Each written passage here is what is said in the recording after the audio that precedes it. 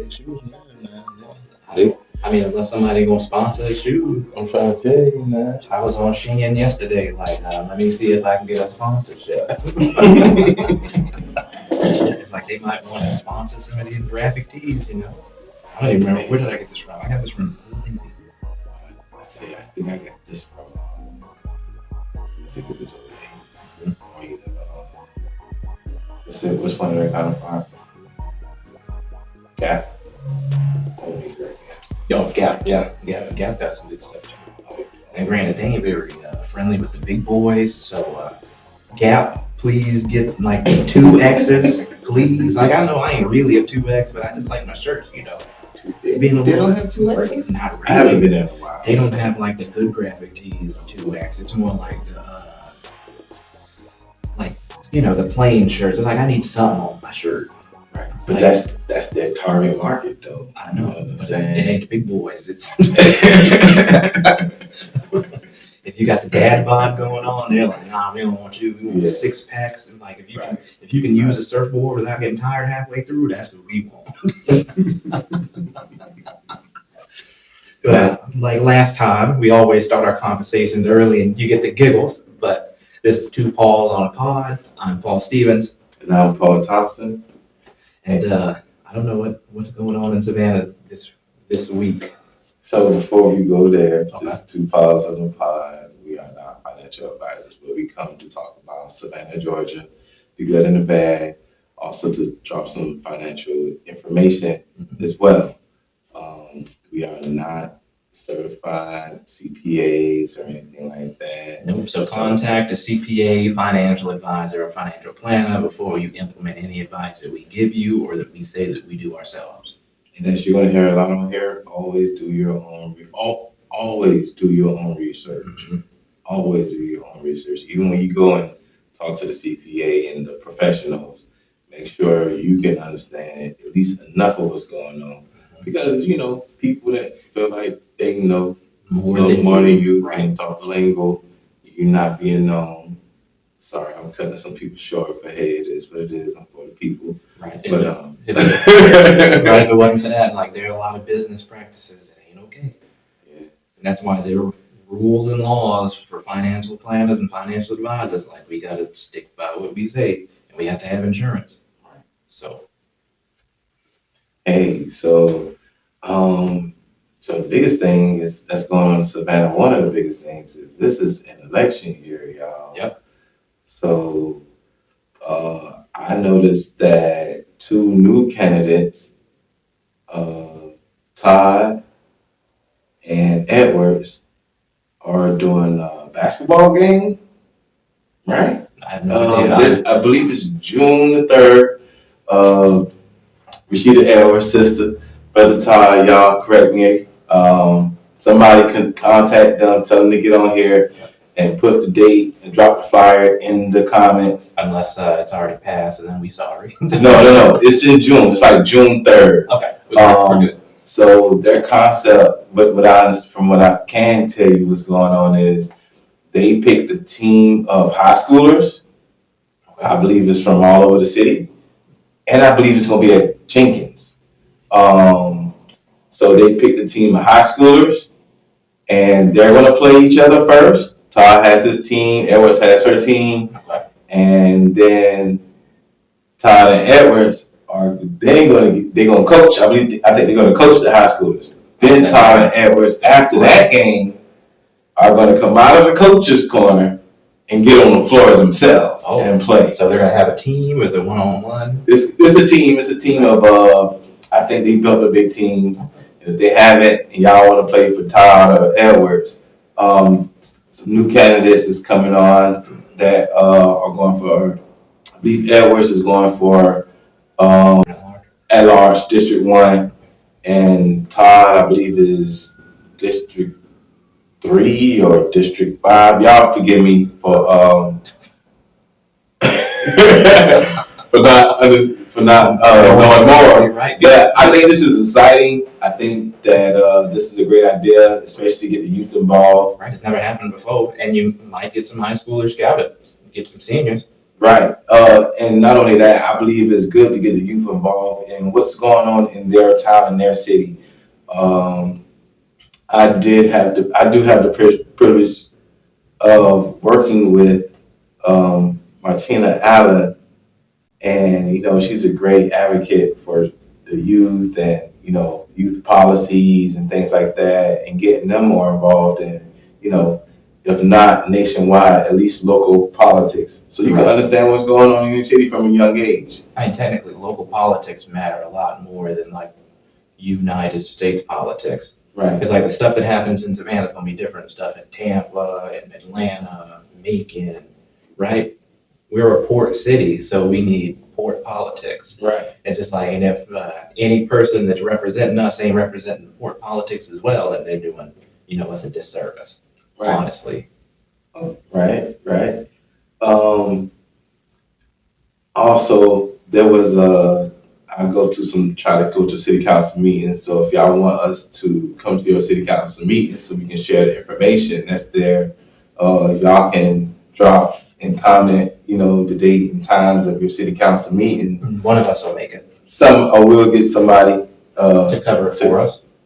Yes, because I know it's a lot of information that we don't have in our communities on a neighbor level.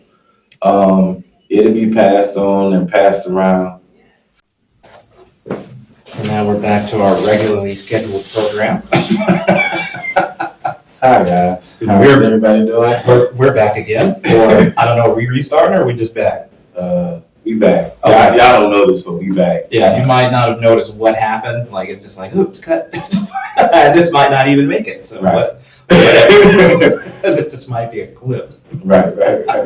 So we was talking about the Todd versus Edwards basketball game. I believe it is June 3rd. I still didn't look at it. What's going on? That's just Rashida, Miss Edwards, drop it in the comments. Mm-hmm. Sister, thank you. And our brother Ty, y'all dropped it in the comments. But yes, this is an election year. I believe that, and in talking to other residents of Savannah, I think we voted a certain way just because, that's what was there. Mm-hmm. So, now I believe in certain areas people won't change. And this is a good way for the candidates for you to see them as human, with the basketball game. So I think that's a good idea for the younger, newer candidates to do.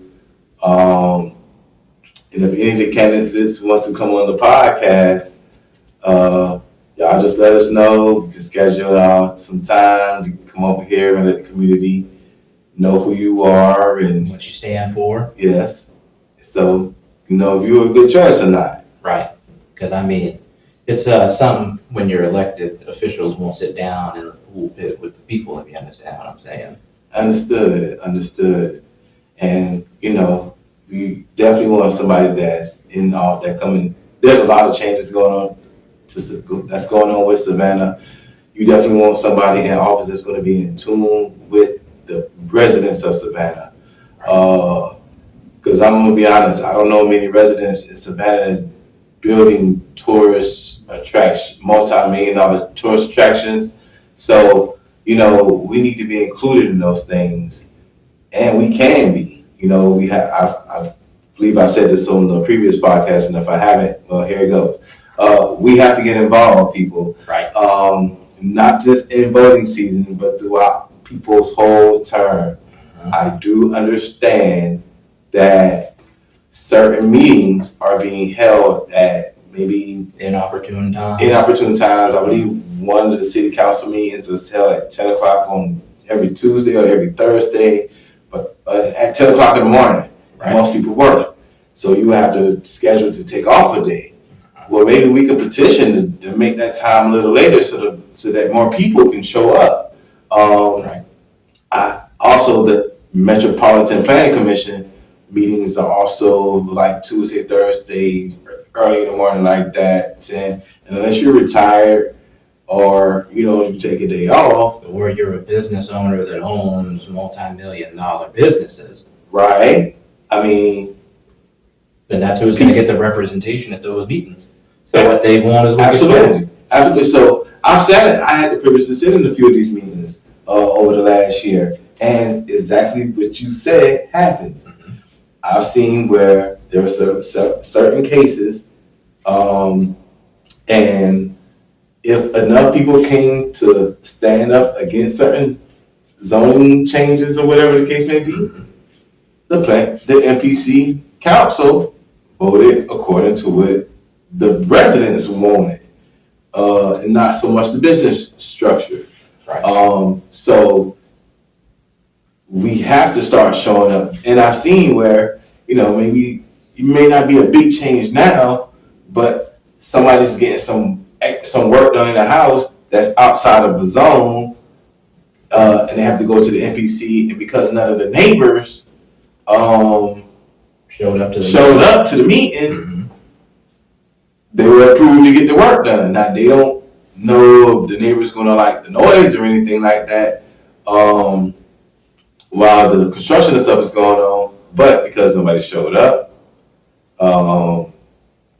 they got approved, at least in the zoning process, for what they asked for. So we gotta do a good job of showing up to different meetings. And I've actually been told that we could petition the NPC for a later meeting.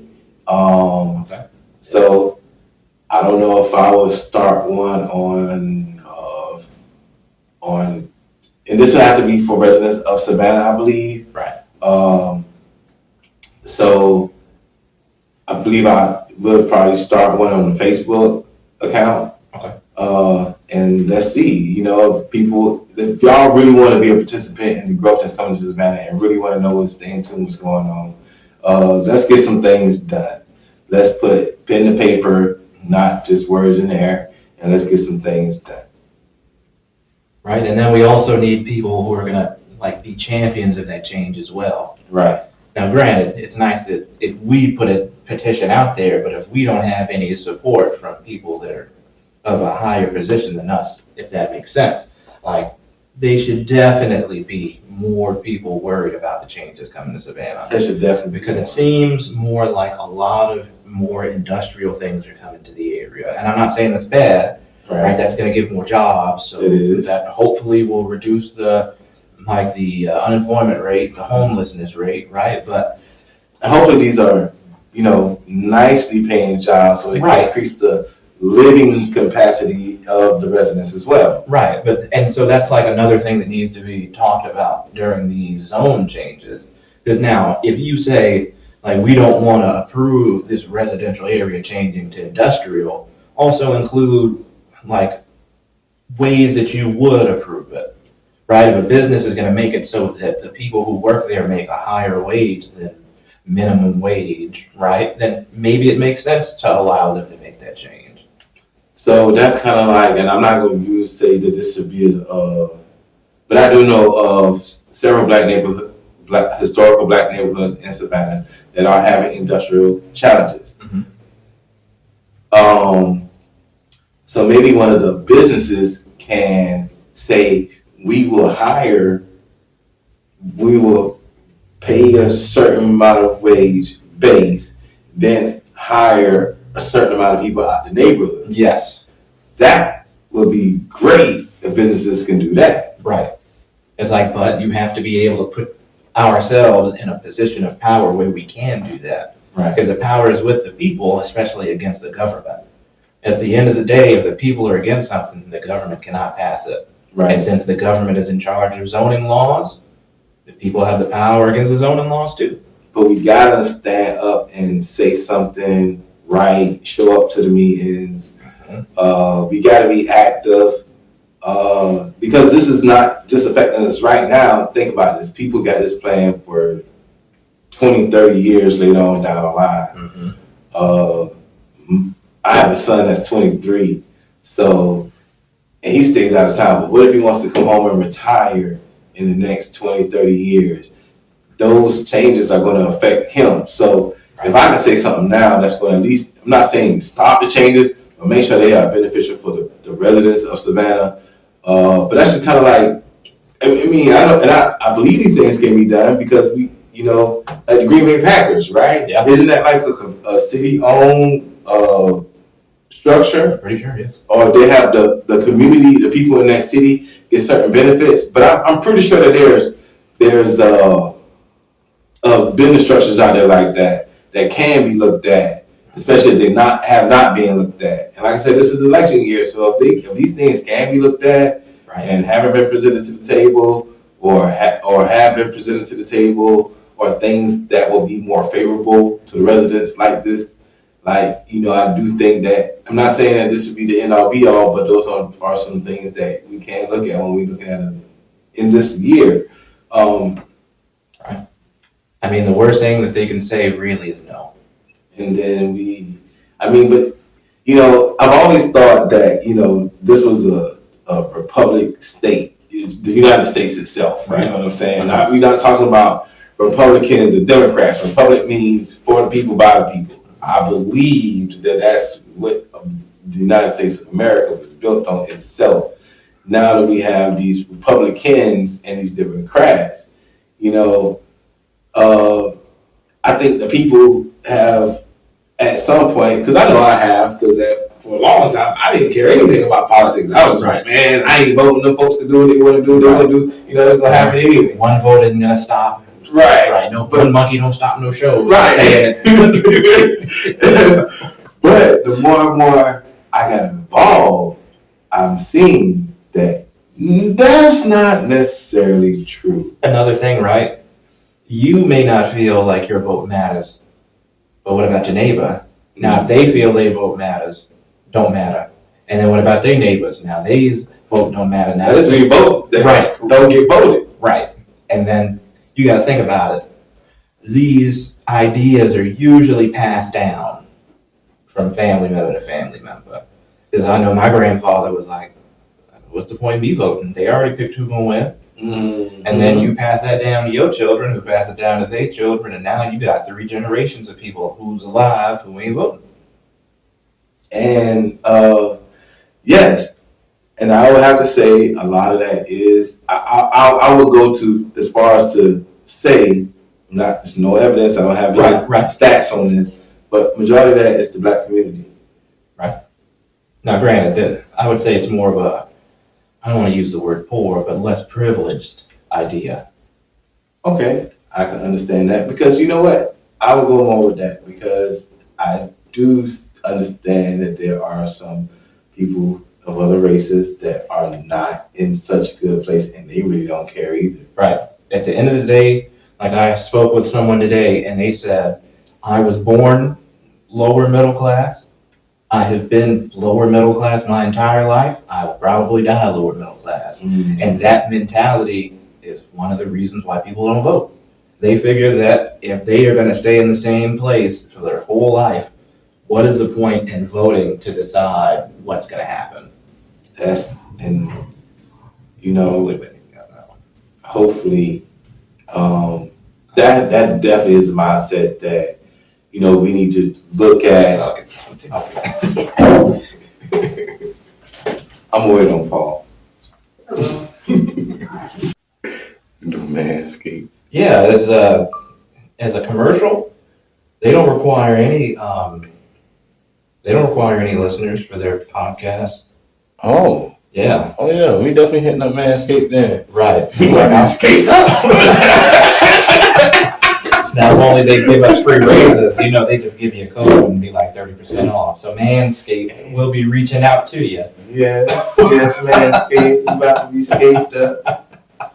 Nobody better take that. Is April the 29th, 1:57 or something like that in the afternoon. We just know it. Nobody can take that scaped up. That's ours. Right. Like we're selling that to you. But what were we talking about before we got interrupted again? We got to show up.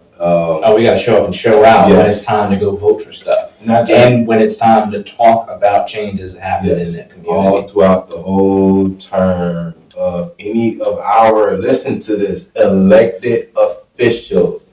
Nobody's in office that we didn't agree for them, or at least the majority of citizens, as they say, because that's how they're supposed to get in office, agree to put them there. They are public servers, men and women, Servants. public servants. So, if you're not happy, but there is a way, I will have to say this, there is a way to, it's protocols of things and a way I go about doing things. So be mindful of that as well. Mm-hmm. And the best thing about it is to do it as a collective. And in that, in that doing it as a collective, I'm not saying that this happens, but one thing I do understand that happens is there's going to have to be a sacrifice of certain ideals and ways or the way about going and doing things. Because let's just say the first district, the fifth district, the third, and the fourth wanted to do something and work together. Now they all may have a plan for their own prospective districts, right? However, in working together, you may not be able to do everything that you want to do in yours in order to allow me to do some things in mine to allow this person to do some. So we all kind of grow at the same pace. Right. I like that. You know what I mean? Now, I don't know if it works like that. Like I said, I'm not a politician. I mean, it doesn't seem to, right? Because the downtown area, whoever district that is, right, that has boomed. Right? Plant Riverside was not a thing 4 years ago. Yes, and it's continuing to grow. Right. So now you see the area around Waters Avenue is starting to grow now, but it definitely ain't at the rate that downtown was. No. Now talking about that, right? How Waters Avenue is growing. I've heard that wherever you see road work and sidewalk work, that's when the money coming at. Mm-hmm. So if you own property on Waters Avenue, I will be getting it up to par, not to sell, but to lease. Yep. Because, and that's kind of like when we was talking about the area off of Bull Street. You know what I mean? I understand that not everybody's in a financial situation to do something like create their house, turn their house into a business. Right. However, you should be able to draw up a work and understand how to create a contract with somebody to lease out your property so that they can actually kind of do it for you. That's true. There are ways that you can have someone who's living in your house repair your house while you just don't charge them rent while they repair the house. So now not only are you getting return on your investment, because I have to air quote that because you're not putting any money into it. Right. While the only thing is you would be losing. So I guess it's more of an alternative cost, right? The money you could be making, the $700, right? You could be making on this unfinished property that needs repair, has needed repairs for 10 years. You're not getting the $700, but you make a lease with someone who's going to fix it up while they live in it. So now it's not only it's not abandoned, so it's not getting into further disrepair without anyone paying attention to it. Not getting hit with code enforcement, you're not getting fined. Right. So now they're going to keep the property up and repair it. So now you get more value for your house when you wanted to sell. Or if you were to get a HELOC, home equity line of credit, you can now get a bigger one based on the improvements that were done on the house by the person who was leasing it out. So you don't always need money to do things. So never forget, this is Paul the Advisor, and he's on Facebook and Instagram. Never forget, he's always going to be dropping the jewels. And usually any given moment. At any given moment. At any given moment. Y'all be ready for that. And we want y'all, like we said, we giving out information. Do your own research. Reach out to a licensed professional if you want to know further. Or, take on the information. But that's dope. If you look at it like that and you do those things, you're actually operating. I was just thinking about a place. you're actually operating like a business and can create an estate for your family. That's right. But I do know of a person that had a piece of property that the city or county wanted to use it, like an easement or something like that, and possibly build a little structure on it, and, to store a few little items that so they didn't have to transport it all the time. Right. And in return, this person got first that area cut. The area had a lake on it, and they got a dock on their lake. And also, they paved it in because they was coming in decent sized trucks, so Now they just coming in and out of it. Right. So now their property looks great. Right. They got easier access to and it's just with a agreement like that. So there are ways, like Paul was saying, that in this real life situation, I'm pretty sure. I mean, you just reach out. If I could find somebody, if anybody wanted to know somebody and they were comfortable with sharing that story, and anybody know of somebody who's experienced that. As he was saying, that I was saying, just reach out to one of us if you know of a story that's kind of similar to that, that you're comfortable sharing, right? Because easements happen all the time in life, especially when you have a piece of property that a government entity wants to use. They'll come at you with an easement, or they'll try to rezone the area around your property so that they can use that as an easement. And there are ways to stop it if you don't want it, but usually they give you relatively good incentives to do so. Yeah, just so, when dealing with the government, that's not what I was trying to get to. Right. I was just trying to get to the point of, because dealing with the government, they at some points they will try to use eminent domain and different things to, but if you properly protect your land or property, it'll be still very difficult for that to transpire. Yeah. As long as you're free and clear with your taxes on your property and you don't have any issues that they can use against you, usually you can fight those. It's relatively easy. And then, if you want, get a lawyer, tell them that the city's harassing you and sue the city. That's not advice I'm telling you to take. It's just a suggestion. Look it up. They say, always says many ways to skin a cat. Right. So we can do this thing intelligently. They would love, I know that they like for us to react negatively. Yes, very much so. They like to see us fighting and cussing and doing things like that.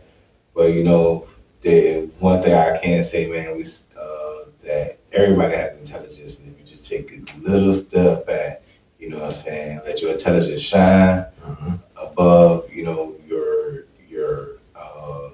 dominating demeanor. Probably a lot of things can go a little easier. Probably get things done. People take a little more serious about what you're trying to do in different things. But yeah.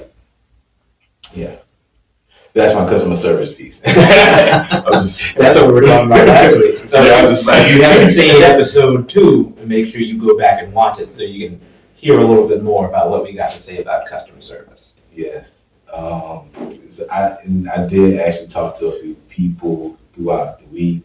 Went to a few more businesses. Because one thing I'm going to do, Savannah, Georgia, y'all going to see me at the Black Home Restaurant. I'm going to shop. If I'm gonna wait 30 minutes in line to spend $12 at McDonald's, I might as well spend 15 to get my food in 20 minutes. And I know I got me a whole plate, some good food, some real nutrition. I ain't gotta guess if the burger meat or not. I just want the oxtails. So, so if you know a place that got some oxtails, y'all can sponsor us, and I'll eat them on the podcast. If you don't mind doing a mukbang. I know. No, I kind of mind that. I don't like the sound of people eating. I'm not a I'm not a sloppy eater. No, I but don't like have you snacking. seen some of those people on YouTube? And I mean, they just, man, there's that one chick, I I was could never thinking remember her about name. food. I know, I'm hungry, that's Food, bro. Food. Right, just take a picture. Like, Kenneth, if you're watching this right now, send us some wings and we will just lay them out in front of the table. Yes, sir. That's my brother, you know what I'm saying? We'll shout him out every time. We're growing a great relationship with each other. Like I said, I met that Kenneth Lightyear, met him at a nonprofit event. He was the food vendor for the day, or a Savannah giving back. And you know, we just been growing a great relationship and just celebrating each other and supporting each other, whether it's, you know, me supporting him and what he's doing through buying and eating, or, you know. Shout out to those fried biscuits. But I guess it's time for some financial education. So, you want to do the introduction for that, or do you want me to just give my nickname for this week? All right, no, I got you. I got you. Just hold on. I got you.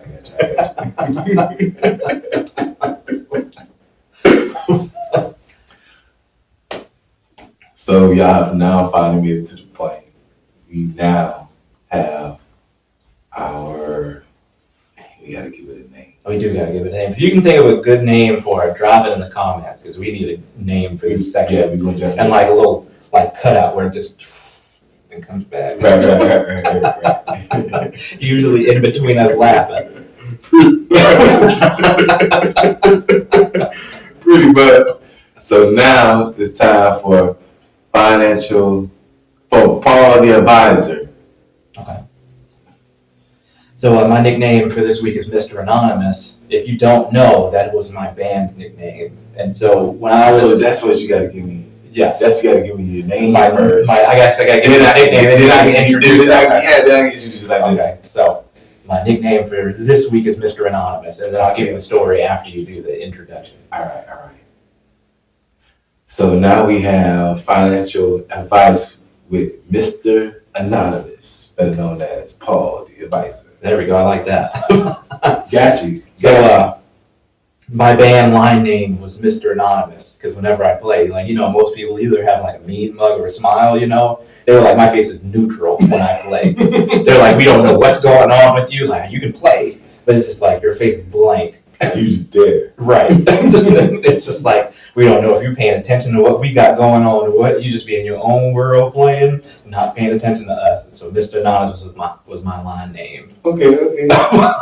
That's cool. So before I start this part of the speech, if you haven't watched the first episode, make sure you go back to that point, because I'm going to go back to talking about business plans again. Okay.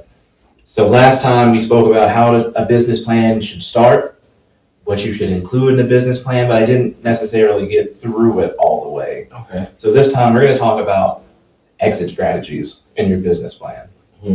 A lot of businesses, like if you remember the one that I have for us, I included the exit plan at the bottom. Okay. So a lot of businesses don't realize that you need to know where you're going to end or what would cause you to end in your business. And then you should also have that lined out when you start. Because basically, right, an exit plan for you don't want to be forced to exit a business. You want to know, this is when my information, like basically this is when either A, I've made enough money to where, like, right, I'm going to sell off the business for whatever amount based on my income that I bring in, or what, like, this is how much I have in my bank account. I don't want to close the business in a bad light, so I will just end it here. Mm-hmm. A lot of bigger businesses do that. Bed Bath & Beyond just announced Chapter 11 bankruptcy 5 days ago. And so it was a part of, they had an exit strategy on their business plan. Now granted, they got $2 billion worth of debt from some mistakes that they made, but they're also not going to end in the negative with their Chapter 11 bankruptcy. Right. Because the exit strategy did the exit strategy protect certain assets so that the stockholders and owners can still have something, even though it's they're going into bankruptcy? So not necessarily the stockholders, But the owners. yes. Okay, gotcha. So the stockholders So this is a little bit further down the line, but there are technically two types of stockholders. There are preferred stockholders and then there are regular stockholders. Mhm. A preferred stockholder, think of a bond. Instead of me getting stock off the market, buying it from someone else who owned the stock, a preferred share is typically given from the business. They always have a dividend. Right. And they have a specific price. So preferred stockholders always will receive a dividend. Always will receive a dividend. Okay. And the reason for this, the same, think of a coupon rate on a bond.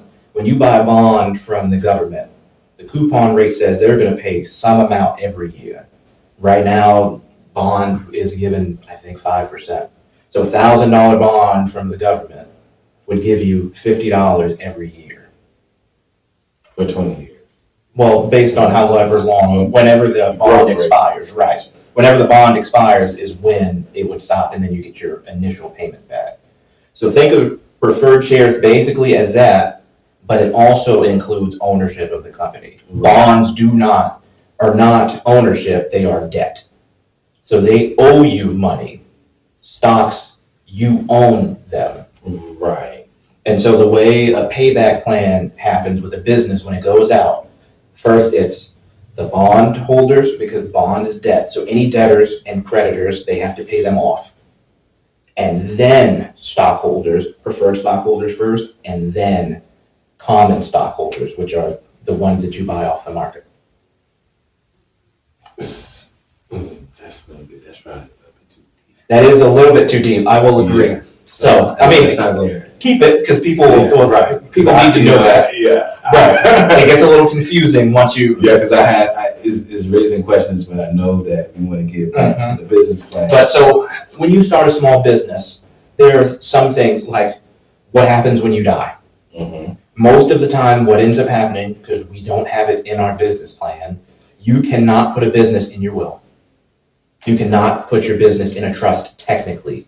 You can put assets that your business uses in your personal trust and lease it to your business. Mm-hmm. Now, whatever is in your trust goes to the person that's the beneficiary. But a business cannot go in a will or a trust. So included in your business plan needs to be who will go on the bank account in the event that you die. Okay. What you want them to do with the business, right? If I had a child, Paul the Advisor LLC, I would more than likely pass it down to my child if they wanted to be a financial advisor. If they didn't, I would either have them become the executor and sell it to another financial advisor in the area, which obviously I would have to make sure that included in the business plan that they get it appraised for how much the business is worth, because you can't just say, well, I just need $5,000, so here's my dad's book of business. That's pretty bad as a business strategy. Right? So, like, a lot of people don't understand that that's what you need to have in your business plan. So, if you're in a partnership, what happens to one of the partner shares when you die? Does it get sent down to your children? Or does it go back to your partner? Right. If you have multiple partners, how does it get divided between those partners? Mm-hmm. And now if you have multiple children, do you want one child to inherit the business? Do you want both of them? You can also set who manages the business in your exit strategy for your business if you were to die. And and because one of the reasons why we're doing this and saying these things, like I said, we are from Savannah, Georgia. We want to share these things with the people of Savannah, but this is for, just business. So business transcends just, borderlines and boundaries. But I've seen in my lifetime several Black-owned businesses, when the owners die, business is gone. Mm-hmm. And they typically get nothing from that business. It's administratively dissolved. Kids, it doesn't carry on. There's not a lot they don't have anybody trained or want to take over, like Lester's Florist. Like Lester's Florist was a trademark of Savannah just growing up and to see it gone and about to turn into, did they already do something with it? No, it's still an abandoned building. I mean, but just to know that, like, right, I got it's gone. All three of my prom, like corsets or whatever the men wear, right, and the bracelets that the women wear. All three of those I got from there. Like, and that's gone. So, like, maybe this could be something that businesses like that can implement even now, so that they can make sure that their business are there for very long periods of time. Right, and it's like included in that is, what if you have, like, there are some people that don't have kids. So what do? Well, do you have godkids? Make them as the person that takes the business over if you were to die. If you have best friends that follow that same path, a lot of people network with people who do the exact same thing that they do. Now make sure you ask them first. You don't want to just put someone into your exit strategy for your business and they don't want that. But it's a great way to keep the generational wealth going of businesses. Because a large majority of the time, especially in old black areas like Savannah businesses will get passed down generation to generation. And eventually somebody don't want it. Right. And then that business that had all of this like customer respect, it had this history, the tradition, gone. Now think of Walmart. Walmart not going nowhere. I just had a good conversation about Mr. Walton the other day. Right. And it's just like, he set it up to where his kids, even if they don't want to be involved in the business, Walmart will never go out of business. More than likely Amazon. Now granted, you can't read their business plans online because they don't want that public, because there's some things included in a business plan most people don't want you to see. Because like included in a business plan should also be experience based on the owners and the partners. Because when you go to a bank to get a loan and you don't have more than 2-3 years of like business where you are profitable, they need to see, how do you plan on making this money? And why should I believe that you would be able to make this money? Right. And so anytime I review a business plan, those are two things that I make sure are in there. An exit strategy has to be there. And then also the last key point about the exit strategy is what happens. You can kind of dictate what happens with the money when you exit. So, like, I'll give my business for example, because I don't care. Like, I use my business as a template when I tell people, like, this is what a business plan should look like. In mine, I say that whoever my beneficiary of my will, I expect to be the person that takes over administratively for my business. And I would want them to sell it to either a person, because you can, and like obviously you can change your business plan as you go, so I don't have specific names yet, but either someone who wants to be in this business that has shown that this is what they want to do and how they want to do it, since my market is so different than all the other financial advisors in the area, but also if there is somebody who could use the income and is willing to be trained. Right? The person doesn't always have to know everything about the business. And I say this to everyone who ever wants to start a business. You do not need to know every single thing about what you do. You need to know enough to where you can sell yourself, sell your service, and pay people to do the things you don't know how to do. I believe it was, can't remember what Ford owned for a company, but that's how it got to be the company that it was. Mm-hmm. He didn't know everything, but what he was capable of doing was recognizing people of particular skill sets and hiring them. Yep. A lot of business owners do get bogged down with the whole everyday run-of-the-mill, going to meetings, having to do everything. Right. And, when you have people that you have hired to do certain jobs, delegation is a very strong thing. Yes. It'll not only save your mind, but, in some It will cases, save your body and your time. Stress can and will kill you. Yes. So learn how to delegate to the responsible, right individuals is a great thing. Now, they may take some time to get to that point, but right. I mean, so my first suggestion to anyone if you run a small business and it starts to get overwhelming, is hire a virtual assistant. It doesn't cost you more than $15 an hour. It's like, what is a typical thing that you think a business does that does not earn them money typically? Take notes or organize meetings, keep a constant call log, clients, follow-ups, emails, text messages. Emails can be one of the most wastes of time that people think is actionable. Now, granted, there are some emails that if you miss them, you miss business. But a lot of emails are spam. Now, I'm trying to think of my email right now. Right. So if you were to pay someone $15 a week to just go through your email for an hour, delete the spam, forward the important stuff to you, how much time do you think that saves? And it's a lot more than an hour, and you're going to save a lot more than $15. And listen, I'm gonna tell you. So my email get backed up sometimes because I do multiple different things right now, and I'll be over 100 and some emails. Like I said, I'm trying to clean it up to delete all the spam ones. Right. And but like still, if I take a day or two and don't, click my emails right then and there, it backs up fast, real fast. Right.